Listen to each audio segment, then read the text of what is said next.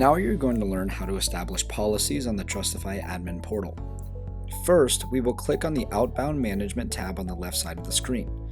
Now at the top of the screen, we will click the Rules and Policies tab, then scroll down to the bottom. Enabling any of these options will automatically set the policy as a default for any emails sent by the admin or user. In this example, we will choose Encrypt Message Content without applying Strict. When this policy is enabled, the Encrypt Message Content option will be on automatically. However, the user can still disable this option if they choose to. If the admin enables the policy with Strict enabled, the result will be that Encrypt Message Content will be enabled by default for every new email, and the user will not be able to disable the method. We visualize this strict effect using a small gray padlock icon next to the method.